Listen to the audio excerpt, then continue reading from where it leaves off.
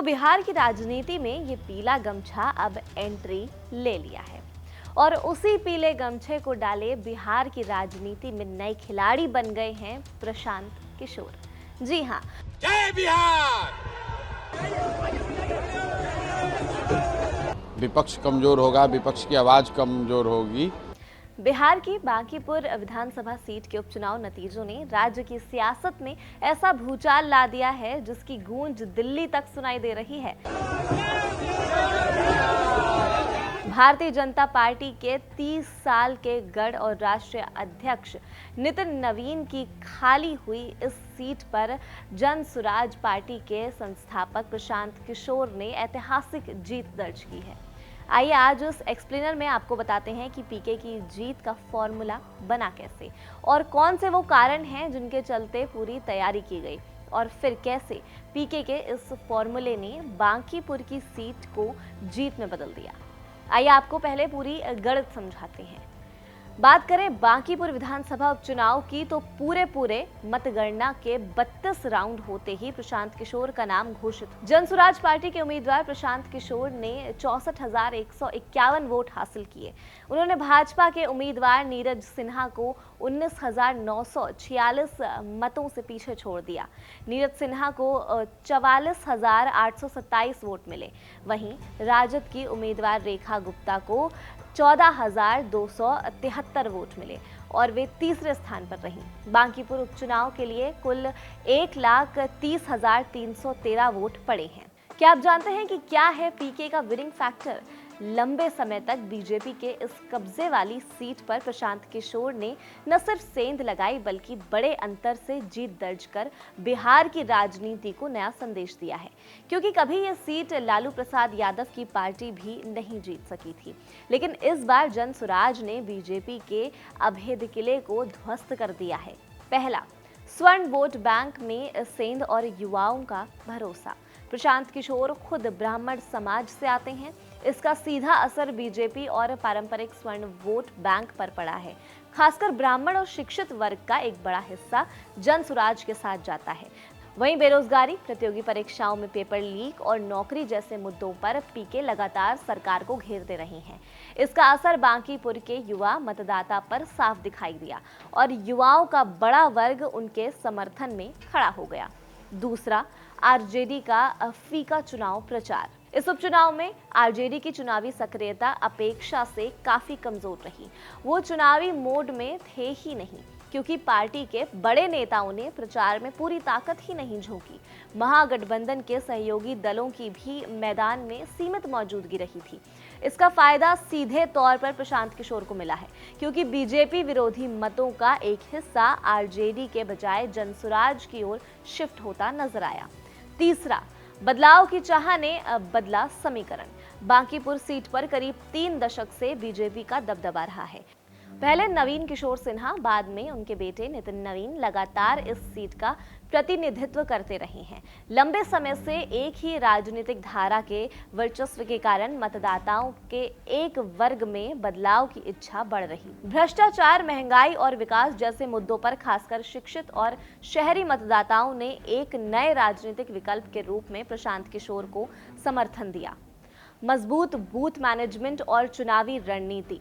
देखिए, इस बात को कोई भी नजरअंदाज नहीं कर सकता कि देश के चर्चित चुनावी रणनीतिकार रहे प्रशांत किशोर ने अपने अनुभव का पूरा इस्तेमाल इस चुनाव में किया है, क्योंकि बूथ स्तर पर कार्यकर्ताओं की मजबूती, तैनाती, डेटा पर पूरी रणनीति तैयार करना, मतदाताओं तक सीधे संपर्क करना और चुनावी प्रबंधन, यही सब कारण है जो जन सुराज की सबसे बड़ी ताकत साबित हुए हैं। यही वजह रही कि संगठन के लिहाज से नई पार्टी होने के बावजूद जन सुराज बीजेपी जैसी बड़ी और स्थापित पार्टी को कड़ी टक्कर देने के साथ जीत दर्ज करने में सफल रही है।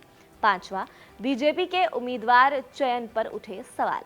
सबसे बड़ा पॉइंट तो यही है जिसका जिक्र राजनीतिक जानकार भी कर रहे थे, क्योंकि उनका मानना है कि बीजेपी उम्मीदवार के चयन को लेकर पहले असमंजस में दिखी, क्योंकि जो पहले घोषित उम्मीदवार थे उनको बदलना पड़ा और बाद में नीरज कुमार सिन्हा को टिकट दिया गया।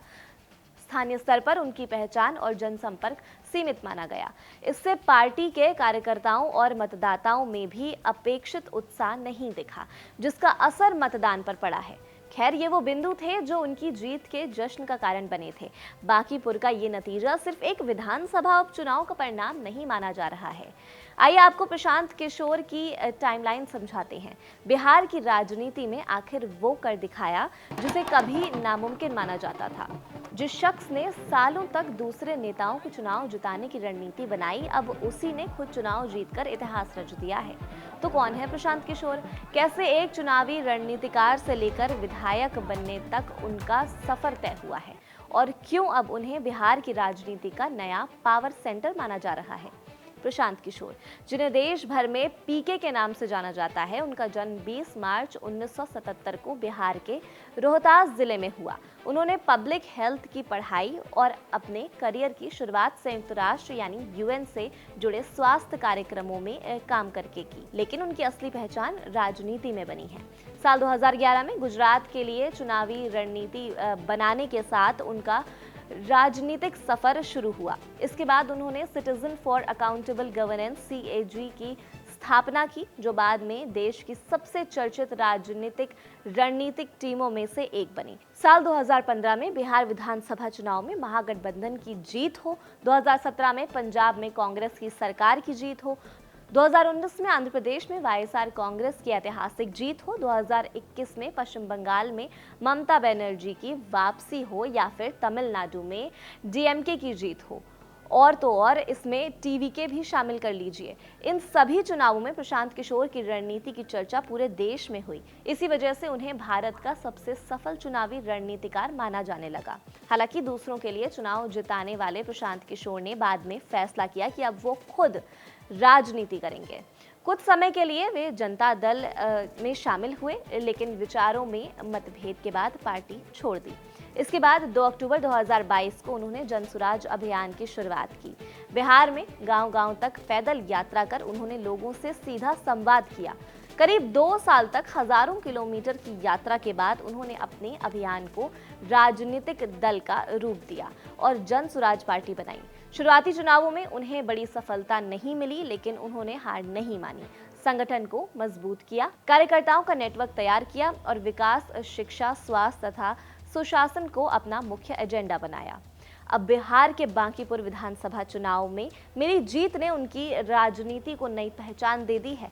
जिस सीट को बीजेपी का सबसे मजबूत गढ़ माना जाता था, वहां प्रशांत किशोर ने शानदार जीत दर्ज कर ये साबित कर दिया है कि वे सिर्फ चुनावी रणनीति बनाने वाले विशेषज्ञ नहीं हैं, बल्कि जनता का भरोसा जीतने वाले नेता भी बन सकते हैं। अब सबसे बड़ा सवाल यही है, क्या जीत सिर्फ एक उपचुनाव की कहानी है या फिर बिहार की राजनीति में एक नए अध्याय की शुरुआत है? आने वाले चुनाव इसका जवाब देंगे, लेकिन इतना तय है कि प्रशांत किशोर अब सिर्फ किंग मेकर नहीं, बल्कि खुद सत्ता की दौड़ में एक मजबूत दावेदार बन चुके हैं। राजनीतिक विश्लेषकों का कहना है कि इस जीत ने ये संकेत दिया है कि बिहार की राजनीति में अब पारंपरिक समीकरणों के साथ साथ रोजगार, शिक्षा, युवाओं के मुद्दे और वैकल्पिक नेतृत्व भी निर्णायक भूमिका निभा सकते हैं। प्रशांत किशोर की ये जीत जनसुराज के लिए बड़ी राजनीतिक उपलब्धि मानी जा रही है और आने वाले विधानसभा चुनाव से पहले बिहार की सियासत को नई दिशा भी दे सकती है। अब एक बात और समझिए, पता नहीं आपने गौर किया हो या ना किया हो, लोकसभा हो या विधानसभा, जब भी उपचुनाव होते हैं बीजेपी को अक्सर उम्मीद के मुताबिक नतीजे नहीं मिलते हैं। आखिर ऐसा क्यों होता है? क्या उपचुनावों का गणित आम चुनावों से बिल्कुल अलग होता है? और क्या बिहार का ताज़ा बांकीपुर उपचुनाव भी उसी कहानी की एक कड़ी हो सकता है? दरअसल भारतीय राजनीति में उपचुनावों का इतिहास बताता है कि सत्तारूढ़ दल को यहां अक्सर मुश्किलों का सामना करना पड़ता है। खासकर बीजेपी के लिए कई उपचुनाव चेतावनी साबित हुए हैं। इसकी वजह यह है कि उपचुनावों में पूरा चुनाव किसी सरकार को चुनने के लिए नहीं, बल्कि सिर्फ एक सीट के लिए होता है। ऐसे में मतदाता कई बार सरकार बदलने के लिए नहीं, बल्कि सरकार को संदेश देने के लिए वोट करते हैं। ताजा उदाहरण बिहार की बांकीपुर विधानसभा सीट है। ये बीजेपी का सबसे सुरक्षित गढ़ माना जाता था। 2008 से लेकर अब तक बीजेपी यहाँ कभी नहीं हारी थी और कई चुनावों में उसका वोट शेयर 60% से भी ज्यादा रहा है। लेकिन इस बार तस्वीर पूरी तरह से बदल गई है। लेकिन क्या इसका मतलब है कि बिहार में बीजेपी का जनाधार खत्म हो गया है? शायद नहीं। राजनीतिक जानकारों का कहना है कि उपचुनावों में स्थानीय मुद्दे, उम्मीदवारों की छवि, जातीय समीकरण और मतदाताओं की नाराजगी राष्ट्रीय मुद्दों से ज्यादा असर डालती है। बांकीपुर में भी यही चर्चा रही कि बीजेपी ने अपने आखिरी समय में उम्मीदवार बदला और स्थानीय स्तर पर पार्टी के फैसलों को लेकर कुछ वर्गों में असंतोष था। इन वजहों ने चुनाव को प्रभावित किया। एक और दिलचस्प बात यह रही कि बीजेपी से नाराज वोट सीधे आरजेडी के पास नहीं गया, बल्कि लोगों ने प्रशांत किशोर जैसे नए राजनीतिक विकल्प पर भरोसा जताया। यानी मतदाता बदलाव चाहते हैं, लेकिन पारंपरिक विपक्ष पर उनका भरोसा अभी पूरी तरह से नहीं बना है। यही वजह है कि उपचुनाव बीजेपी के लिए अच्छी खबर नहीं होते, लेकिन हर बार विपक्ष के लिए भी बड़ी जीत की गारंटी नहीं बनते हैं। इस पर आप क्या सोचते हैं? आपकी क्या राय हमें कमेंट सेक्शन में आप जरूर बताइएगा और देखते रहिए कड़क।